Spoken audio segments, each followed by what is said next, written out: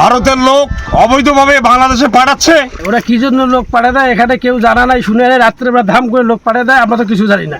অবৈধভাবে এই যে শুভেন্দু অধিকারী নির্বাচিত হওয়ার পর থেকে বিশেষ করে সীমান্তবর্তী অঞ্চলে এরকম একটা অরাজকতা সৃষ্টি করছে, অবৈধভাবে লোকজনকে পুশিং করতেছে, এটা জনমনে আমাদের আতঙ্ক সৃষ্টি করতেছে। আমরা এর তীব্র নিন্দা জানাই এবং এর সুষ্ঠু সমাধান চাই।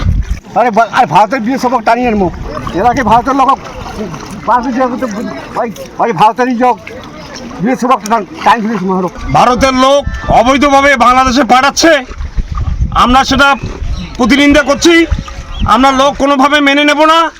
এই রবীন্দ্রনাথ নির্বাচনের পর থেকে আমাদের বাংলাদেশ পর্যন্ত কঠিন অবস্থায় আমরা আছি, আমাদের খুব ঝুঁকিপূর্ণের মধ্যে আছি।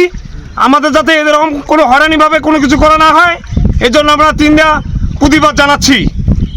আর লোক যদি ওদেরকে পাঠাইতে হয় তবে নিয়মিতের মধ্যে আমাদের একজনের বৈধভাবে আমাদের এখানে লোক পাঠায়, আমরা অবৈধভাবে লোক গ্রহণ করতে রাজি না। আমরা হুঁশিয়ার করতে চাই বাংলাদেশ ভারতকে, এরকম এর পরবর্তীতে কোনো ধরনের ঘটনা ঘটে আমরা তাদের প্রতিবাদ করতে আমরা বাধ্য হব ইনশাল্লাহ। ভাই এখানে যে লোক ওরা পাঠিয়ে দেয়, ওরা কি জন্য লোক পাঠিয়ে দেয় এখানে কেউ জানা নাই, শুনে নেই, রাত্রেবেলা ধাম করে লোক পাঠিয়ে দেয়, আমরা তো কিছু জানি না। আর এদিকে বিজিবি এসে এই যে রোডের মধ্যে কত বৃষ্টি বাদল সারা রাত থাকে ওরা। এখন আমরা এলাকাবাসী আমাদেরকে ডাক দেয়, ভাই এদিক কীভাবে যাই, কোন দিক যাই, কাদা আছে, বাটি আছে, সেভাবে আসে। তো এখন কিন্তু আমরা খুব একটু ঝুঁকিপূর্ণের মধ্যে আছি। তো এখন আমরা কিছুই করতে পারতেছি না, কাজও করতে পারতেছি না, রোডও থাকতে পারতেছি না। এখন এদের সাথে মনে করেন যে আমরাও আছি। বাংলাদেশের লোক অধিকার লোক অধিকার আমাদের লোক নেব না, আমরা শান্তিতে থাকি।